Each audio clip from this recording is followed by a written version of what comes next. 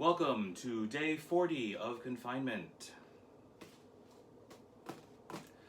As it turns out, Mom and Dad, I will need that package of paper towels. Seems that unforeseen circumstances have resulted in me needing to do some extra cleanup that I wasn't expecting. Let me tell you, everybody, last night was super tough. I don't, I was that close to committing seppuku. I have the swords for it. I was just, oh man.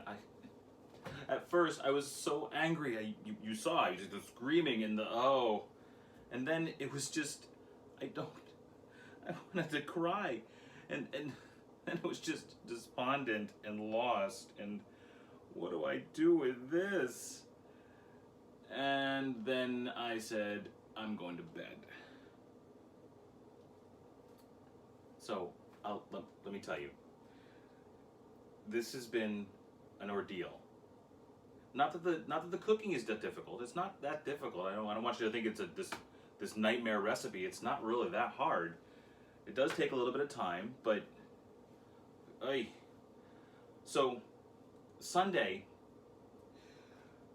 the extra batches of meatballs, because I had to do all the mixing and the opening and everything with that and the extra time, and I started late, which I shouldn't have done because, well, I started late. Let's just put it that way. So I had to stop in the middle of filming because, it was getting so late I would either have to not put out a video or I'd have to edit the video right then and put it out. So I didn't end up eating because at that point it was like 5 a.m. and I wasn't going to have meatballs at 5 a.m. You put milk on them maybe? No. And then yesterday was obviously sauce on the floor, so I wasn't eating then either. I ended up having a peanut butter and jelly sandwich and Doritos. All this food that I'd made. Beautiful food. Ready to be eaten. And then on the floor.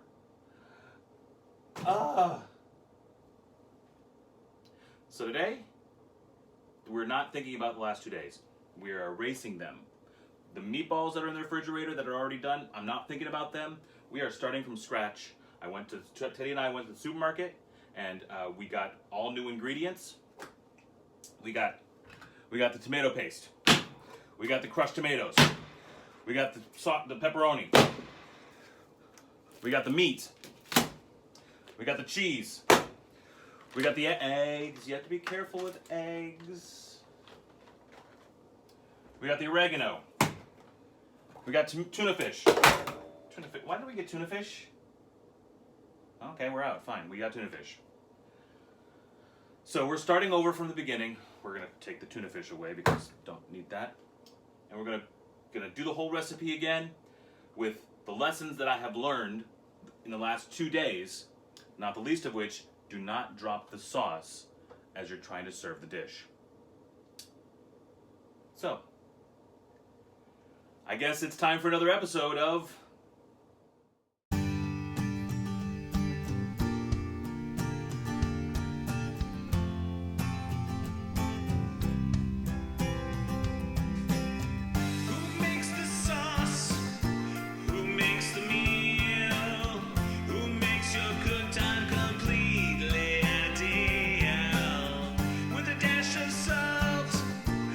pinch of love, you get the best food right out.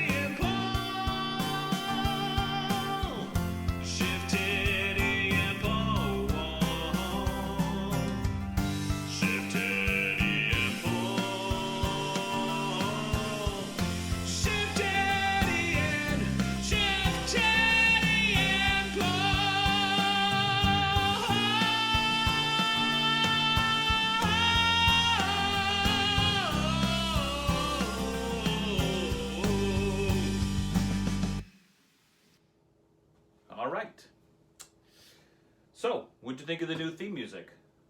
I felt that after yesterday's epic fail, it might be a good idea to reboot a little bit. You know, we used to have the old one is very Gregorian chant. This is a little more modern, a little more rockin'. Yeah, what do you think? So what we've done is we have prepped all the ingredients because you already watched all the chopping and cutting and measuring and everything before. So we've got it all pre-measured out here. And okay, Teddy, let me take these from you. Put you back over here. I've got the large pot here because what I've done is I have tripled the recipe. What I did was I used the sausage as a guideline, as a common denominator. Hey, high school math. Who knew you'd come back? But yeah, the common denominator here, the lowest common denominator was that I needed to have a match between my sausage and my pepperoni because I had leftover pepperoni, I had leftover sausage, and I didn't want to make 10 pounds, so I brought it down a smidge. So what we're going to do is we're going to do 3 portions. I had 4 sausages left, but I'm going to use 3 of them. It's a little better than throwing them all away. And the pepperoni, I got an extra stick because I used half a stick last time, so this is 3 halves of a stick. The big, large Bridgeport pepperonis. And I've also taken the diced the garlic cloves. I have 6 of those that I've diced. We got 3 cans of crushed tomatoes. We got 3 cans of tomato paste. 3 tablespoons of oregano. 3 teaspoons each of salt and pepper. And 3 cups of water. So let's see if our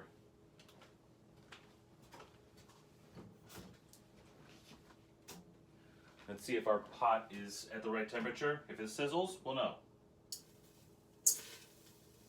Oh yeah, that's good.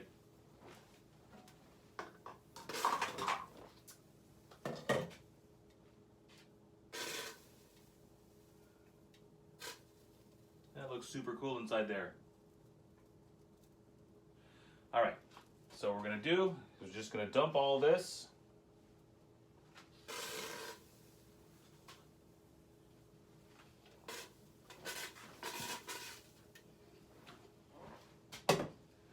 Dump all this right into the pot.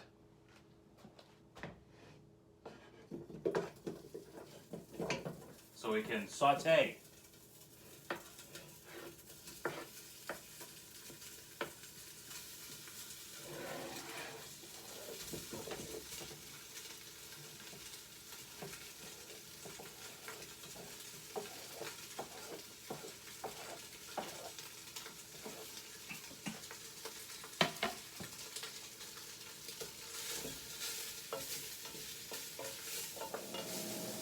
Ow, ow, ow, ow, wow, wow, wow, wow.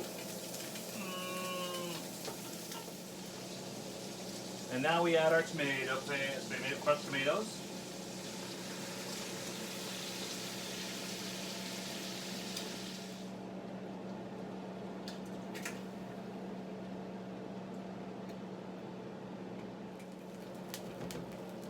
Apparently the moral of the story is that I like to drop things.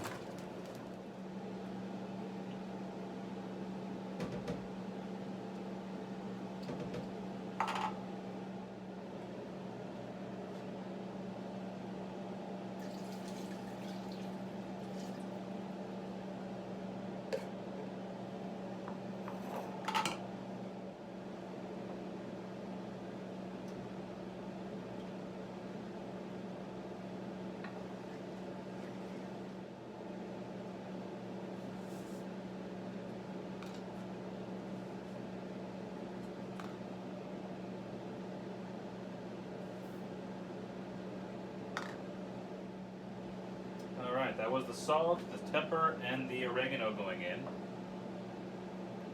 I've taken it off the heat for a second because it was boiling uncontrollable and I didn't want that to happen. When we put it back on the heat, we want to bring it up to a simmer for 2.5 hours. We already know this, right? But, in this case, what you're going to do is you're going to set an alarm, timer or whatever it is that you're using for 1 hour and 50 minutes.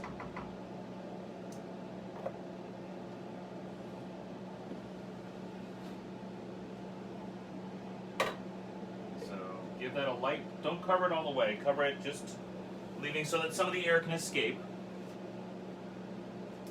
And let the air out so that it doesn't go crazy boiling. You want it to just simmer. And simmering means in between just being warm and boiling. You want it to be slightly bubbly, but not roiling. If it's roiling, then it's gone to boiling and you're too far. You want it to just be bubble, bubble, bubble, bubble, and that's what you're looking for. So that should be about a 1 or low on your stovetop, depending on how yours works, maybe 2. Don't go much higher than that, because that'll definitely get too hot. So yeah, like I said, set your timer for 1 hour and 50 minutes. 1 hour and 55 minutes. Because that's where we're going to deal with our meatballs. So our sauce is moving along pretty well here. And did I mention to make sure that you stir it every once in a while? That's very important. You don't want it to let it sit there because all the grease and everything will come to the top and then it'll be weird. Okay, so we're gonna make our meaty ballies. So I got these slider patties because that's what they had.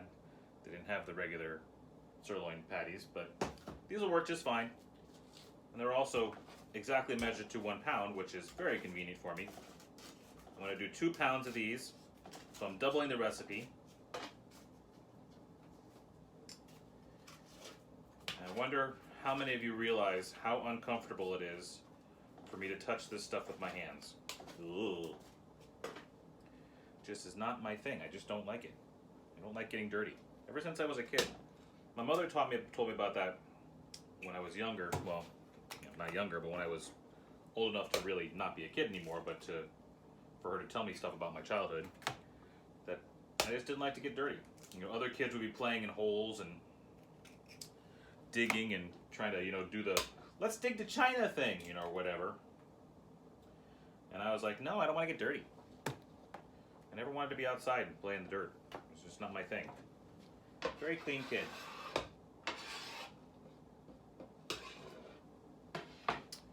All right, so I have a small dilemma in all this. Based on what I used the other day and what I'm using now, I only have 1 egg left. Now I have a whole dozen eggs again that I bought today, but I have that dozen is full, and this is just 1 egg. What do you do with 1 egg? If I put it in the refrigerator, I'm afraid if I leave it there, it'll just kind of roll out and fall on the ground, and then it'll be a mess to clean up. I don't really have a place to put just 1 egg.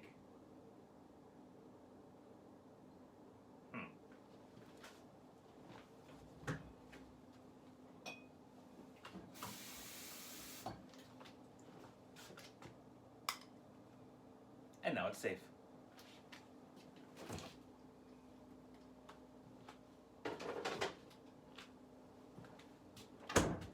Like how I reasoned that out? All right, so we got our eggs, our garlic, and our 2 pounds of meat. So we have 2 cloves of garlic, 4 eggs, 2 pounds of meat, and 1 cup of breadcrumbs, 2 tablespoons of oregano,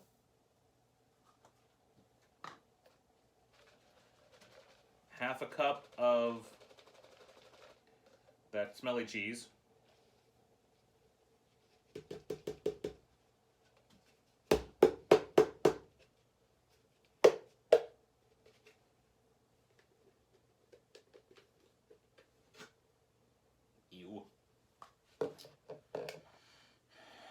salt and pepper to taste. So I did just 1 pass over with the salt and pepper the last time, so I have to do 2 passovers with it this time.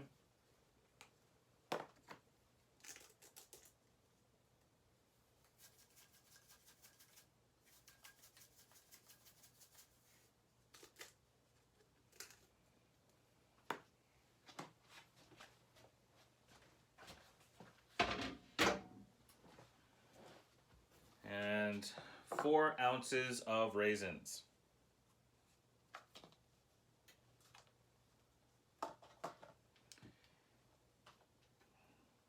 Mix with your hands. Oh, it's so gushy. Oh.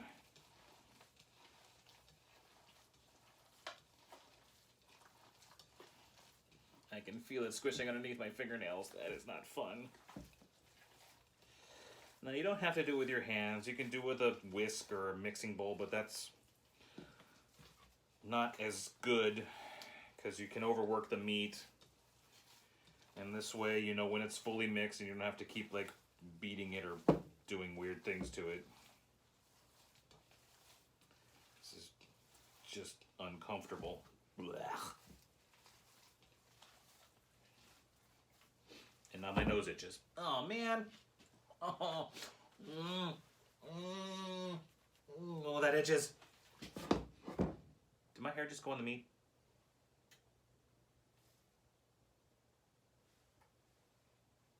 No, it's my hair. My food, my hair, it's okay, I can eat my own hair.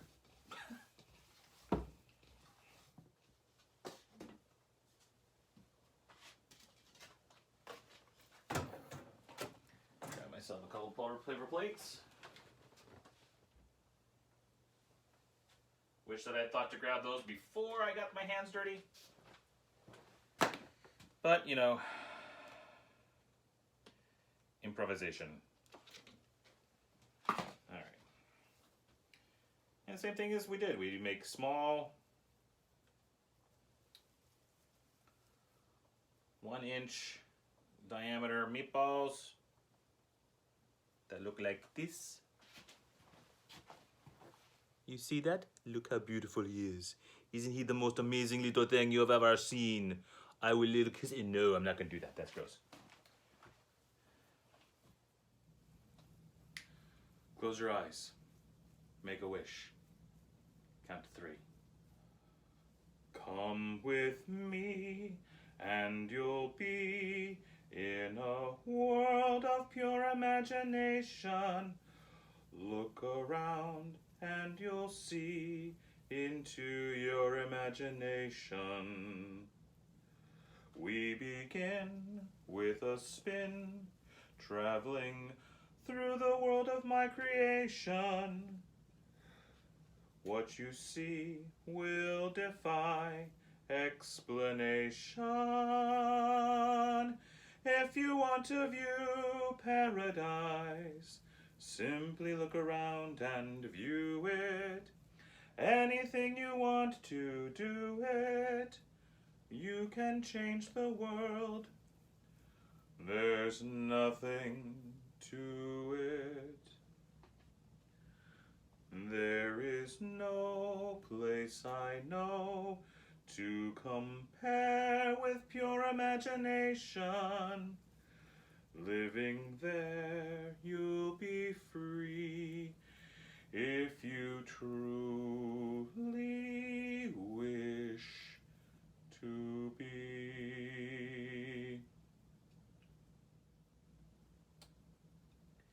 Anthony Newley and Leslie Bricusse wrote that. They wrote a bunch of stuff together. But Leslie Bricusse wrote a ton of stuff even more. That guy, he wrote Goldfinger. Would you think that that song and Goldfinger had the same composer? Goldfinger, he's the man with the Midas touch. His touch is gold. If you want to view paradise, simply look around. He wrote You Only Live Twice, which is another James Bond theme. I guess oh, what is the name of the family? Yeah, I cannot remember the name of the family that owns the rights to James Bond. But I guess they really enjoy his work. He also wrote music for. He collaborated with John Williams on Superman. He wrote the lyrics for "Can You Read My Mind," which is that love theme that goes around and when Superman is flying Lois Lane. Can you read my mind? And he wrote lyrics for, I guess there's a Christmas song somewhere inside Harry Potter. One of the movies. There's a Christmas celebration. I remember the Christmas celebration. I don't remember the song though. I have to go back and listen to it more carefully. Guy wrote a lot of Christmas stuff. He wrote an entire musical called Scrooge, based on obviously the Charles Dickens Scrooge tale. And that's got some really great music in it. And yeah, man, guys written a lot of stuff. Jekyll and Hyde, he wrote the lyrics to that. I mean, guys all over the place. Great composer. All right, so we finished making our meatballies. It's 2 pounds of meatballies. And we're gonna leave them right there because the lesson that we learned the last time through the trial and error is that the browning of the meatballs, not at all necessary. The one meatball that I did get a chance to eat in the preparation was one that came out of the sauce. It was one of the 7 that I had put in the sauce to simmer with the sauce. And turns out that cooks them so perfectly. The other ones, they're still good, just not as good. This is the way. I mean, the other ones are harder. I can tell they're harder. And I did try one off the grill, cut it in half to see if it was done, and then I tried it, and it tasted fine. It just was not the way that I wanted it to taste. And the one that came out of the sauce, oh, that was superb. And that's why you have the timer set for 1 hour and 55 minutes, because once that timer has run down, that's when you put your meatballs in for the last 35 minutes of the simmer time of the sauce. And then the meatballs will be done at the same time as your sauce is done, and then it's feasting time.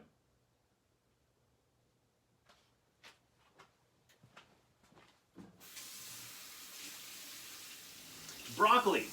It's Broccoli who was the producer of the Bond film. That's who it is.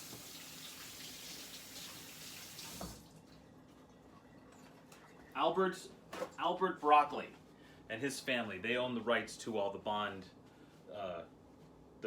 oeuvre, the catalog. With the exception of Casino Royale, for whatever reason, that one got away from them, and they made that awful Woody Allen movie. Ugh.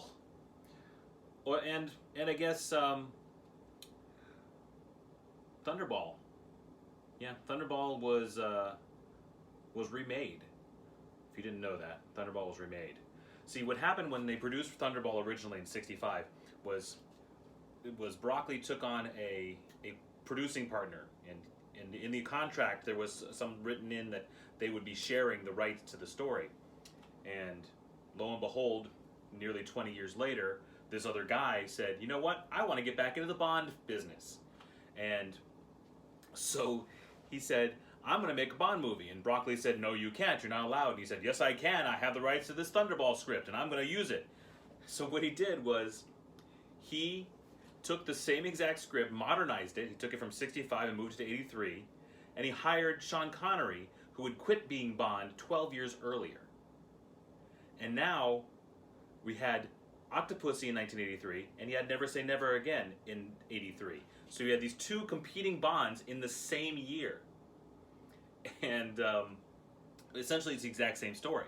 You have a Spectre agent in both movies, and the Spectre agent, he cons or manipulates an Air Force pilot into somehow managing to obtain nuclearly active missiles onto their planes, fly them into the air, and then crash them into the ground, or crash them into the ocean. And then the Spectre agents go and pick up the nuclear weapons, and they threaten the world with them. And also, there is the Air Force pilot's sister, who is the connected link between this Spectre agent and this Air Force pilot, and she is under guardianship, or the niece of the bad guy Spectre agent. In the 83 version, it's played by Kim Basinger? Daryl Hannah. No, it's Kim Basinger. Played by Kim Basinger. And she definitely has that adult, I'm the girlfriend vibe guardianship. Now the one in 65 is played by a much younger young woman, and she is definitely, it's made to look like it is a very kind of inappropriate relationship, but they never went that far in 65 to say so. So they basically told the exact same story 20 years apart. And but that's not that far off for Bond films, because a lot of times they do mine the same kind of subjects over and over again. I mean, so you have You Only Live Twice, right? And in this movie, there is an evil, again, Spectre, who are attempting to capture. What they're doing is they have a spaceship that they shoot into space, and what it does is it captures other spaceships. It's really large, and it goes and it gobbles them up, and we don't know what happens to the spaceships after that. We just know that they're taken hostage and that they're not there anymore. Which this is causing tension between Russia and the United States, and their whole purpose is to facilitate war between the two countries, and possibly nuclear Armageddon, so that they can profit because they're war profiteers, and they'll only sell weapons and whatever. So that's that movie. And then you have The Spy Who Loved Me. The Spy Who Loved Me is basically the same thing, except with submarines. And you have this giant ship that the bad guy has, and he's trying to. His ship comes over and grabs all the submarines from each country, and they get ready because they think everybody else is destroying the submarines, and it turns out it's this rich guy who just wants the whole world to get destroyed because he wants to live under the water. And then you have Tomorrow Never Dies. Tomorrow Never Dies, yeah. And that one, again, same thing. You have a giant ship that's swallowing super tankers and battleships and submarines, and trying to get the superpowers to argue. Of course, the modus operandi for that is a little bit different. That one's more about the flow of information and control that way than it is about trying to get the superpowers to blow each other up. But Elliot Carver, who is the bad guy in Tomorrow Never Dies, really does have kind of that I don't care if the world burns kind of attitude, as long as I get the exclusive. But anyway, that's Bond. All right. Let's try this again, shall we? Stay there.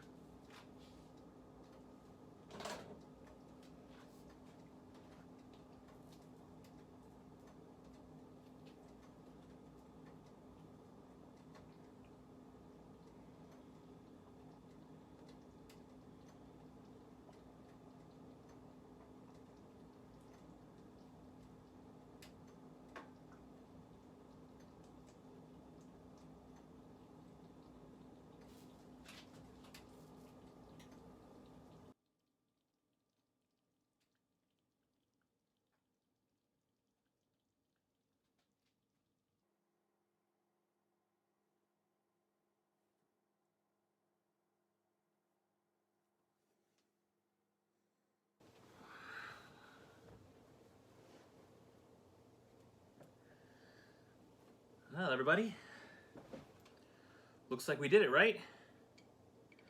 Looks pretty good. Let's see what we got. I got 3 meatballs. I took 2 from the other batches, so I can tell you which are best. Although I have a pretty good idea. All right. It's nice. It's done. Looks delicious.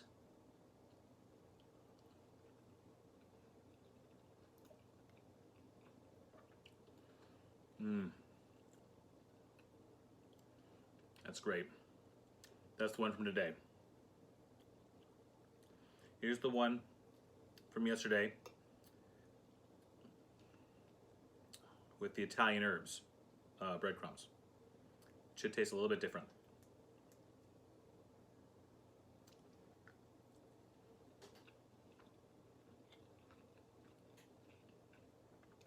A little bit. Very good though. And here's the one, which is the regular breadcrumbs from yesterday.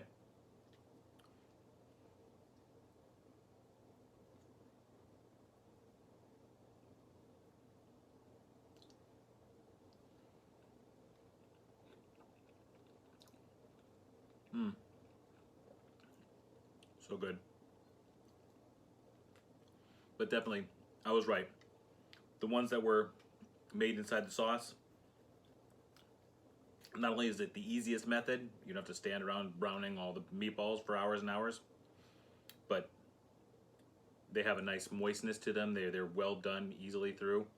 The browned ones, you can taste they're a little harder on the outside, but still taste really good. So if you want to use that method, I can't knock it really that far. That's really good. And yeah, I mean, the sauce is just right, just what I remember from my grandmother's recipe. And meatballs are great. So, I guess that's about where we should leave it. That's day 40 of confinement. Raisin meatballs. Finally, they're done. Please, like, share, subscribe, and we shall see you tomorrow.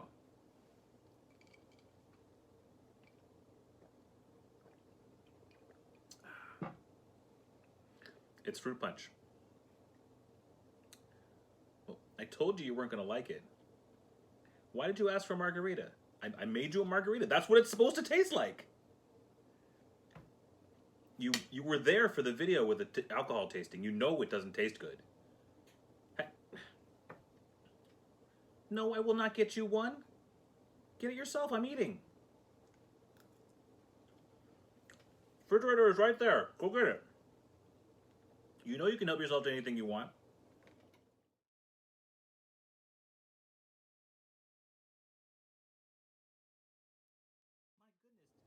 I know I said help yourself, but Teddy.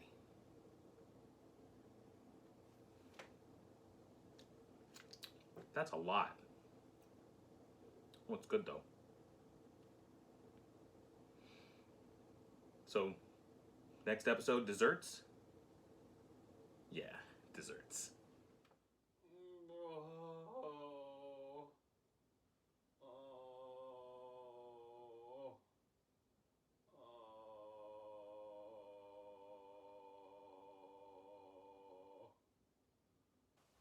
Oh.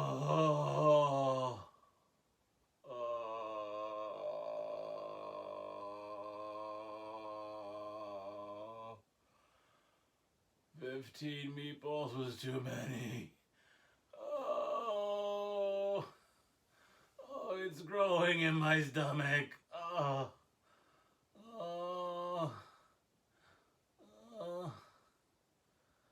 If you can see this video, send help. I can't move. Oh no. Send help. And a forklift. And a doggy bag.